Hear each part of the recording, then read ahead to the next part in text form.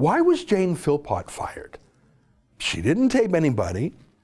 She just said she didn't trust Trudeau to do the right thing. Yeah, I don't think anyone does. Well, that's the point. This wasn't about anything other than loyalty to Trudeau himself.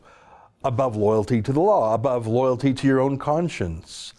Bit of a pattern here, I think. Sorry to point it out, and I don't know if I normally would, but it's Trudeau's brand. Remember this? I understand one of the priorities for you was to have a cabinet that was gender balanced. Why was that so important to you? Because it's 2015. Yeah, so that's Trudeau, eh?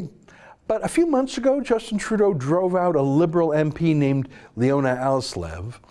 She said Trudeau just didn't respect her, didn't listen to her, didn't care about what she said, didn't let her speak, only used her as feminist window dressing. She was fairly conservative in her nature and her background, so she crossed the floor to the Conservative Party. It was interesting. You don't normally see someone leave government for the opposition. I thought that was odd. And then there was Jody Wilson-Raybould. And then there was Jane Philpott.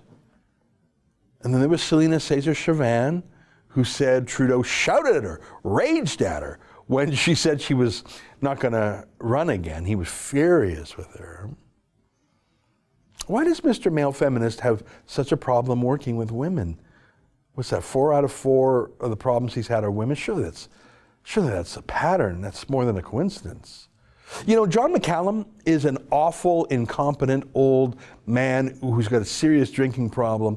But when Trudeau fired him for incompetence 2 years ago, Trudeau gave him a soft landing as our ambassador to China, which he then screwed up again. But you see my point? When a man screws up with Justin Trudeau, he gets a reward, a luxurious appointment. Here's another guy, Rayna Sarkar, friend of Justin Trudeau, friend of Gerald Butts, screws up massively, gets a diplomatic posting to Silicon Valley, and Trudeau literally interferes to get him double the salary that normal diplomats would get paid.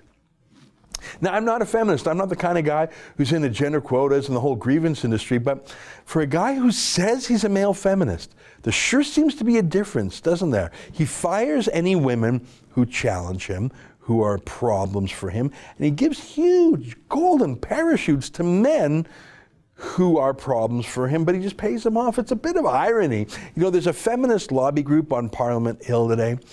Here's a picture of some of them last night at the Flame on Parliament Hill. And they wrote, "Dear Justin Trudeau, we are here in Ottawa as young women participating in a conference, and we wholeheartedly condemn you ejecting Jody Wilson-Raybould and Jane Philpott from caucus. Respect the integrity of women and Indigenous leaders in politics. Do better."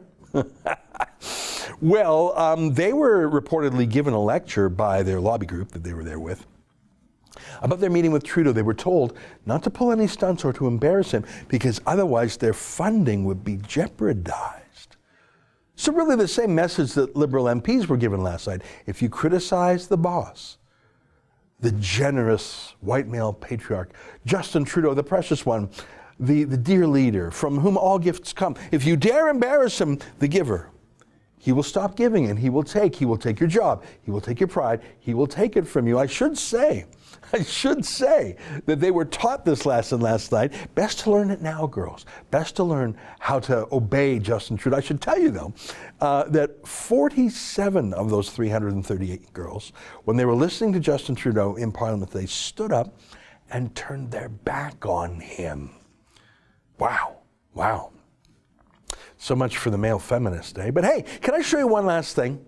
It's from a law called the Parliament of Canada Act. Sounds pretty serious, but Trudeau would say that's boring, laws and stuff. I mean, come on, what's more important, a law or Justin Trudeau's mood, as Michael Wernick said? Well, look at Section 49.2 of the Parliament of Canada Act. I'm just going to read the law. It's called expulsion of a caucus member. And it has to do with how Parliament works. Section 49.2 says, a member of a caucus may only be expelled from it if A, the caucus chair has received a written notice signed by at least 20% of the members of the caucus requesting that the membership be reviewed, and B, the expulsion of the member is approved by secret ballot by a majority of all caucus members. Now, Jody Wilson-Raybould already said She was given no opportunity to make her case, to respond to accusations. It was just the precious one, the young prince, the dear leader, the great white giver who made the decision. But a plain reading of Section 49.2 of the Parliament Act says that Jody Wilson-Raybould and Jane Philpott should have had written notice that they were going to be kicked out of the Liberal caucus, signed by 20% of Liberal MPs. I don't think that would have been hard for Trudeau to muster. But then there would be a secret vote. I don't think either of those two legal requirements happened. Do you? That's an excerpt from the Ezra Levant show. Every day I do a video monologue and then I interview an interesting guest and then I end by reading my hate mail. But you've got to subscribe to it, which you can do at therebel.media/shows.